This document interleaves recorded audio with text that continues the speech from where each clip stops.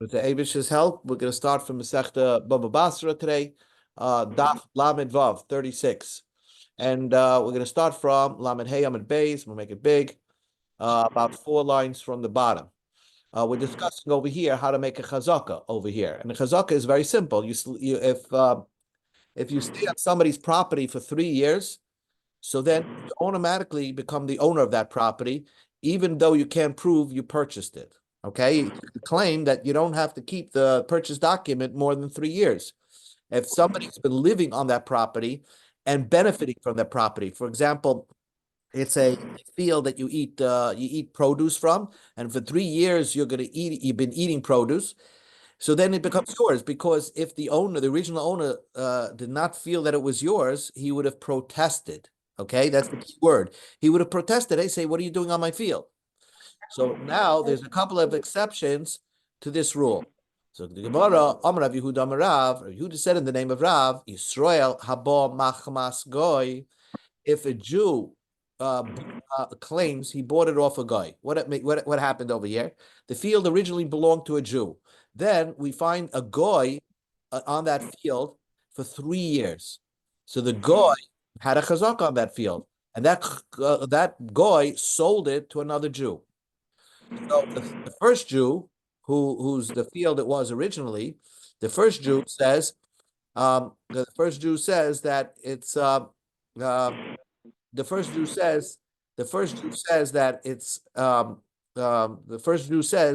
that listen, that it goes over to the Jew who's now on the field, even after he has chazak. He said, "That's my field." So the guy says, "But I bought it off a guy who had chazaka on this field." So the first Jew will say that really that guy stole the field from me, and the reason why I didn't protest, because he was on my field, because I can't protest when a guy is on my field, because I'm afraid to start up with a guy. But now that you are on the field, I'm protesting. That's my field. So that's what he's saying over here. Yisrael haba machmas goy. A Jew claims that he got this field because a goy was on this field, and a goy was there for 3 years. And now the Jew claims he's now there for 3 years, and it's his field. So harehu kagoy, the Jew has a din like a goy, and therefore, even if the Jew was there, the Jew was there for more than 3 years, there's no chazaka. Just like the goy. Ma goy ein le chazaka ela b'shtar. A goy, there's no such thing of a chazaka. If you find a goy on a field for 3 years, and he can't prove that it's his field, if it's possible, then we throw him off the field. Because there's no such a thing of a chazaka applying by a goy. The only works ela b'shtar, only if he proves that he purchased, he has a document that proves that he purchased it. So also Yisrael haba machmas goy, a Jew who claims he got the property from a goy. Okay, so the goy gave the property to a Jew, and the Jew has been there for 3 years. Doesn't matter. Ein le chazaka, he has no chazaka. Ela b'shtar, he has to have a shtar. Now, what kind of shtar does he have? First of all, he has to have a shtar that he bought it from the goy, and the goy, he has to have also the shtar that the goy purchased it originally from another Jew. And therefore, unless that happens, then the Jew has no rights to this property, and he can easily be thrown off the property. Amar Rava.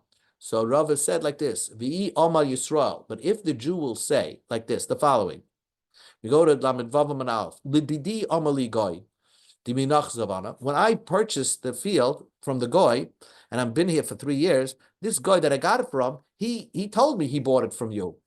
So then, Mehemen, then the Jew can be believed, and therefore he will allow the Jew to stay on the field, even if the first Jew says he never sold it to the guy. So it says the Gemara, so we'll believe the Jew that the first Jew sold it to the guy, and now the guy sold it to the Jew. Frag the Gemara, how could that be possible? Mi ikamidi, is it possible to have this situation? The ilu goy omar, if the guy said himself, if a guy said he bought it off the Jew, loy mehemen, the guy is not believed. The ilu omar Yisrael mishmei the guy, but if a Jew says the same story in the name of the guy, mehemen, the Jew is believed. If the guy himself would say, "I bought it off, I don't have the purchase document. Trust me, I've been here for 3 years on this property, but I bought it off this Jew." we wouldn't believe him. And the police, if we had good Jewish police, would throw him off.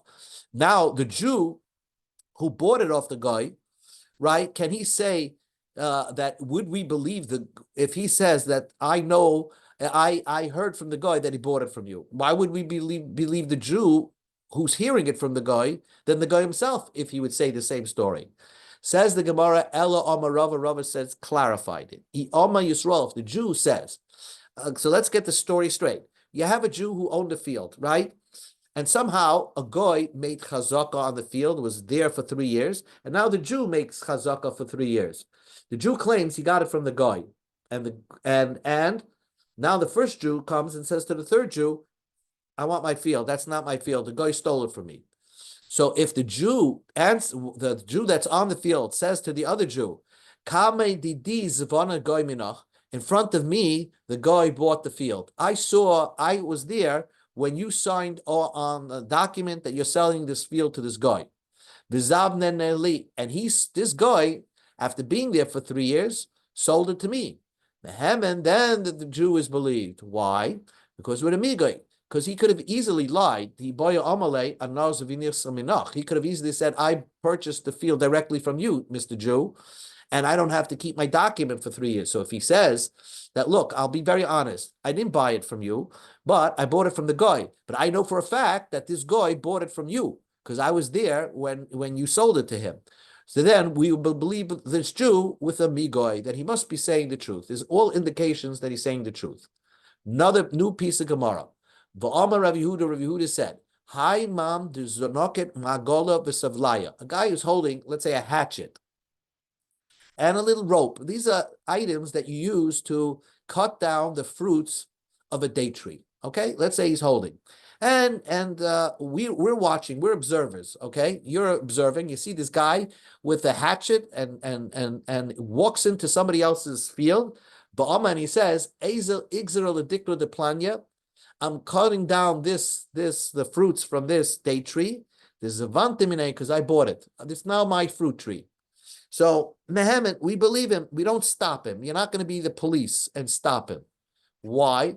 Because if the guy tells you that, and we believe him, lechotzef inish, nobody has the guts to the migza dikla the lav the day to start cutting down dates that don't belong to him. You have to have guts to do that if it's not true. It must be that if he's doing this, we don't have to verify with the original owner that, "Oh, did you indeed sell your date tree?" The guy comes with all the equipment to now harvest this date tree. We trust him if he says that I bought it from that person. Amar Rav Yehuda, Rav Yehuda said another law. Now we know that if you're on a property for 3 years, it's yours, right? But not all the time. It depends what the property is. You see, what makes it yours if you're on a property for 3 years? Because you're enjoying the property, and the guy who's the owner of the field should have said something. "Hey, that's my field. You're eating my fruits of my field." And if he doesn't protest, it must be that it's yours. If you hold on to it for 3 years. But Rav Yehuda said, "Hi man the achzik migude da'aroi di ulavar loy have a chazaka." Let's say a guy has a field that's very up next to a forest. So basically, he has wild animals going into his field. So what he would do is build a wall, take in some of the property, and build a wall around this field, so that wild animals will just come to the perimeter, to the outside of his field, and not go into his field. Now, in order to keep these wild animals satiated, he would throw sometimes seeds over the wall so that something grows on the outside of the wall, so that the animals should not try to break into his field. They should see food on the outside of the wall and eat something and then go back into the forest. So, but really, behind the wall, it's really his field. So, Haiman the Achsik, Migude the Aroide Ulavar, somebody who took possession of somebody else's field, but he only took possession of the part of the field that's beyond the wall that's designated for wild donkeys to come eat. So loy have a chazaka, that wouldn't be chazaka, because the fact that a guy is squatting there and planting things, and the original owner is not protesting, it is not a proof that it's his. Why? I'll tell you why the original owner is not protesting, because he doesn't enjoy that part of the field. It's his, but he doesn't. He's designating that for wild animals. My tama, meima amar, because the owner says kol dezerenami aroidi achlabi. Even whatever this guy is going to plant, wild animals are going to eat it. So he doesn't view that person as a threat, and that's the reason why he didn't protest. You see, what makes a chazaka is that the owner has to protest because he feels that the guy that's on his field is a threat to him. He's taking possession of his field. So why don't you protest? But if the guy is not a threat to him because he's a part of the field that he's not planting there anyway, so I could say that the reason why the owner is not protesting is because this person is not a threat to him. So that doesn't mean that the person who's there really owns that field. Yehuda said, "Achla arla ein chazaka." Let's say a guy goes into somebody's field. A guy has a field with new fruit, with new trees, brand new trees that are giving forth fruit, and somebody's in that field for 3 years and eating the arla fruit of those trees. So ein chazaka, that's not a chazaka. Why? Because the original owner is not protesting, because the original owner is not going to benefit from those fruits either. So he doesn't mind if somebody just sits on his field and starts eating that fruit, and he says, he's getting in the Aveira, I don't care.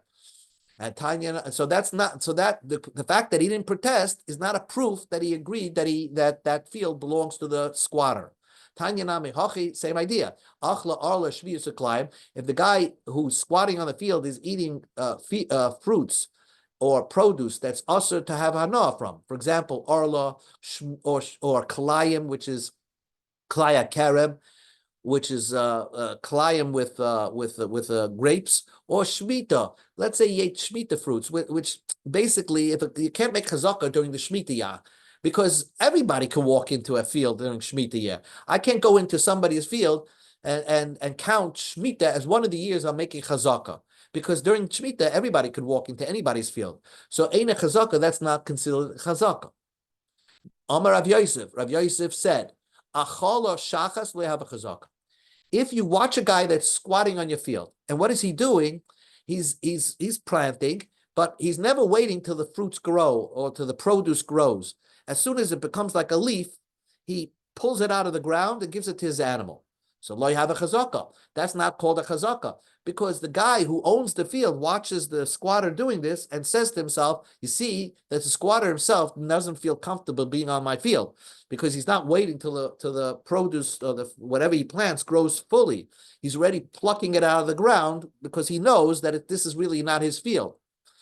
So Amar Rava said, if he's in the mechuzah, in Savar B'chuza, which is a certain place, then that's called a chazaka, because they had a lot of animals and they were wealthy people, so they would plant and feed their animals even these growths that really are human food, but as soon as it grows into like a green leaf, they would already feed it to their animals. So that's what everybody does. So if the guy is doing that on his field and he's in Savar B'chuza, we would ask, why wouldn't the owner of the field protest if somebody's doing that, eating shachas, giving shachas to his animal, this vegetable growth to his animal, this green leaf growth to his animal. And the fact that he didn't protest would make it a good chazaka for the person who's squatting on the field. Amar Rav Nachman said, Taptichta loy hava chazaka. If you have a field that's just impossible, that's full of craters, and it doesn't give forth fruit, so lai have a chazaka. That's not a chazaka. Why? Because the reason why the guy didn't protest, because nobody, he knows that he knows that nobody, it's such a bad field that he doesn't mind. He's not going to make a whole shtick to protest because he considers this field not plantable. Let's say he sees the squatter planting a kur of seeds, and all he's benefiting from the kur is a kur of seeds. So he's not benefiting enough from this land. And the fact that you didn't protest, lo have a chazaka, it still doesn't make a chazaka for the guy for the squatter there. Because the owner of the field sees that the squatter is not even benefiting from the field, so he's hoping the guy's going to leave the field anyway on his own. So that's why he didn't protest. So, and the Gemara concludes again with two more halachas. Mahani debei reish galusa. If you have people from the government, from the Jewish government, right? Let's say you have a Jewish policeman during the time of Bavel, and they're squatting on your land, loy machzik. No matter how many years they're on their land, they can't develop a chazaka. Why? Because you can say that the owner of the field did not protest because this was a policeman on his field, a reish galusa, and that's why he didn't protest. So the reish galusa, the guy that's policeman, really has to hold on to his purchase document because one day he might be thrown off the field, even many, many years later. Now, v'loy machzikinu b'hu. If you're from this reish galusa family or government people, and somebody else squats on their field, so then if the fact that the reish galusa did not protest is no proof that it's yours. Why? Because the reason why the reish galusa is not protesting because they're very wealthy and they can't follow. They have so much land and property they can't follow who's squatting on their land, who's not squatting on their land. So that's why they let you have it. So therefore, in those cases, you have to hold on to your documents. The bottom line is you have to remember that if there's a valid reason why the owner of the field did not protest, then you can't establish a chazaka. It's only if we could ask the question, if during all these 3 years that you're squatting on the field, why didn't the owner protest? And you don't have a good answer for that, then you have a good valid chazaka. Now, the Mishnah said, V'avodim, slaves have a chazaka. Avodim yesh lehem chazaka, a slave that walks into a new owner. Is that a chazaka? Now we know. Let's say I bought I bought a table, right? So right away, I don't have to make chazaka to make it's mine. I don't have to hold on to the purchase document that I bought the table. If it's in my property, the table, that means I bought it. I mean, that's how you buy anything that's in the store. For a piece of property, real estate, you need 3 years. So the Gemara says that avodim, slaves, you can make a chazaka on. Says the Gemara, Rav Shlaka says, hagoidris, a sheep, eilehem chazaka. If you find a sheep by somebody else's property, this doesn't mean that it's that it belongs to that person. Because sheep, you can't make a chazaka on. Because maybe the sheep walked in on his own. So the question is, how do you know that if you have a slave in somebody's house, it belongs to him? If you can't prove ownership of that slave. Maybe the slave just walked on his own into that guy's house, and now this guy's claiming this is my slave. Amar Rava says what the Mishnah means to say is Eilehem chazak al-alta. After 3 years, if a slave is by somebody's house for 3 years, then it's a chazaka that he's a slave of that owner of that house. But he has to be there for 3 years. Rava said, let's say you have a baby slave that's in a crib and it's found in somebody's house, so the baby didn't walk there on its own. So yesh lechazak al-alta, that means that it belongs to the owner of the house right away. He doesn't have to hold on to the purchase document because what's the baby doing there? It must be he bought the baby slave. So the Gemara says, Pshita, of course, that's obvious. Obvious. Then what is Rava teaching you? And says the Gemara, like Tzricha, Rava is teaching like this: the Islay Iman. There is a mother, and the mother used to visit that house. Mao the same, or let us say, maybe the one day the mother brought the baby into that house and then forgot it there, and therefore, how could you claim ownership of that baby without proof that it's yours? Kamash Malon, that can't be. Ima loy ben ashibra. A mother does not forget her son. It's impossible. So if a man has a baby slave in his house and he can't prove ownership, we let him keep it because that there's no way that he could have had that baby walk into his house on his own. So it must be he bought it, and we trust him if he said he bought it. Says the Gemara, Hani easy. There was these goats, the achle chushle benardar, that ate, let's say, food. Open barley, peeled barley in somebody's house, in their doi. The goats walked into somebody else's field and started eating up his barley. Asamare Chulsha, the owner of that field, of these peeled barley, Tafsino, he grabbed the goats and kept them. Vavakotoin Tuva, and he says that now the goats ate so much more than they're worth. Let's say the goats are worth $10,000, and he's claiming the goats ate $20,000 worth of barley. So Amar Avu de Shmuel, the father of Shmuel, said, He could keep the goats, right, up until $10,000, whatever the goats are worth, because the because the goats, he could have said, he could have easily said, oh, I bought these goats are mine. I bought them. So the fact that he's saying that, we allow him to keep the goats because based on his testimony that the goats did such more damage than what they're worth. Says the Gemara, you're saying that a person who he could hold on to the goats because he could have said, I purchased a goat. Rish Lakish says, Goyders Elam Chazaka. Animals that can walk into your property, you can't just claim it's yours. There's no such thing that it's yours. So even if he would have said, I bought these goats, if he can't prove it, we wouldn't believe him. Because animals walk in on their own to your property. Answers the Gemara, Shani easy de Mesir Leroya. Goats are different than sheep. Sheep can walk in on its own. These goats, usually, if they ended up, they're always being watched by a shepherd. If they're always being watched by a shepherd, how did they end up in this guy's field? So it must be that he could have easily said that they were purchased by me, and if they were purchased by me, we'd trust him. Because we assume these type of goats, would not walk in on their own. Says the Gemara, but goats do walk on their own. But ikat safra upanya. During the morning, the owner of all these goats would send their goats to walk in a direction where the shepherds are. And at night, the shepherds would send them back home. And the shepherd would not accompany them all along the road. So there's a period of time during the day that goats are on their own. So if goats are on their own, so then maybe the goats walked into this guy's field. So we wouldn't trust him if he said, I purchased these goats. Maybe they walked into your field on their own. Answers the Gemara, not true. In most places in Minaherdoi, where the story took place,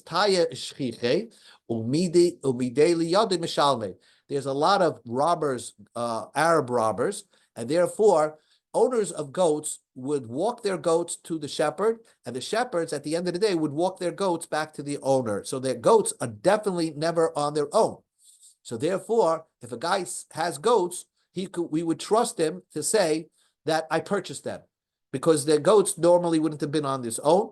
And therefore, this guy, this strange case of these goats who happened to have been on their own, came into his guy's field, ate up his shelled barley, and he kept the goats. And Abu Ishmael said, you could keep the goats because you had a migoy that you could have said, I purchased them, and we would have trusted you if you said, I purchased them. Says the Gemara, we learned in the Mirah Mishnah, Rabbi Shmuel says, Shloisha Chadashim.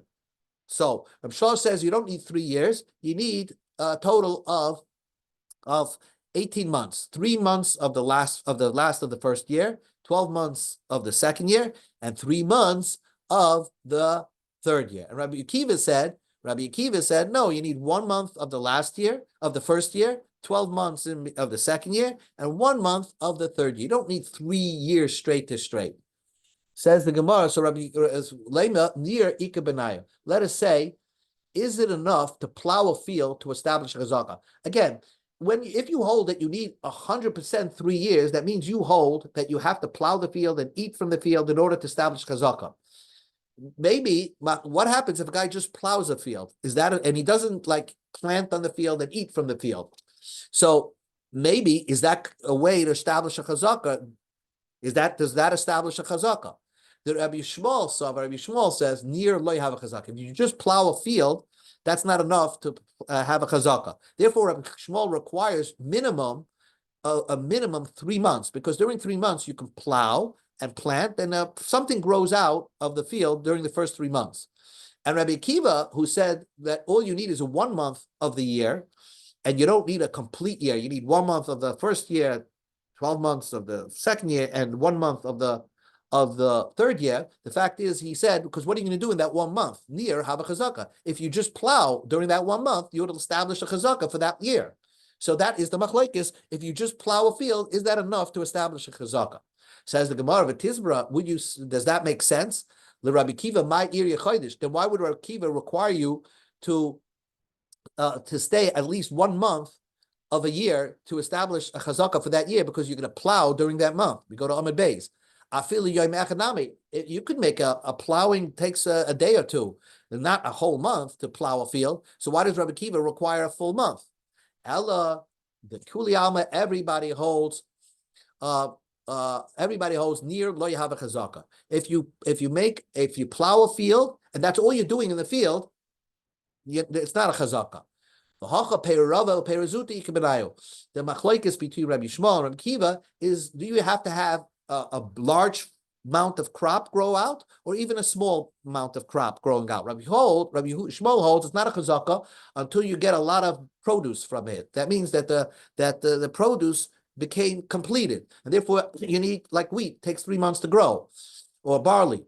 So, but Rabbi Kiva holds no, you don't need a whole wheat to grow. Even if a green leaf grows, that's enough to establish a chazaka. But at the minimum, you need, even according to Rabbi Kiva, needs 30 days.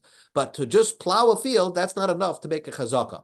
Let's stop in 2 minutes. Tanur Rabbanan, near ain't a chazaka. If you plow a field, that's not a chazaka. The Yeshayim, some say, have a chazaka. If you just, all you did was plow a field, that's enough to make a chazaka. Man Yeshayim, who's this Yeshayim that holds it's a chazaka? Rav Chizda Rab Achihi. It's the Tana Rab Acha. The Tanya we learned in a brisa. Nora Shana. Let's say 1 year, all you did was plow a field. You didn't do anything. Uzra Beis, and for 2 years you're planting the field. Nora Beis, or if you plowed a field for 2 years, Uzra Shana, and you planted just 1 year. Ain't a chazaka. You don't have a chazaka. You have to plow, according to the Talmud Kama, plow and plant during 1 year and enjoy the field for a complete year. Rabbi Yacha says, Hareza chazaka. It is a chazaka because you are planting that field. So let's go one more line. Rabbi Ashi says, She'eli kol gadolei dar, v'amar li near Hareza chazaka. I asked all the gadolei dar, and they all said that near, even if you just plow a field, that is already established as a chazaka. So everybody's going to take Rav Ashi to town. We'll learn about it tomorrow, Mitzvah Hashem. Because what do you mean? Rabbi Kiva, Rabbi Shmuel, and the Tanakama all hold just plowing a field is not enough to establish chazaka. And Rav Ashi just said, oh, I like the idea. There's a lot of gedolim that are with me that hold that near, if you just plow a field, already you could establish a chazaka. Okay, we'll continue with that. Be'ez Hashem tomorrow. Good.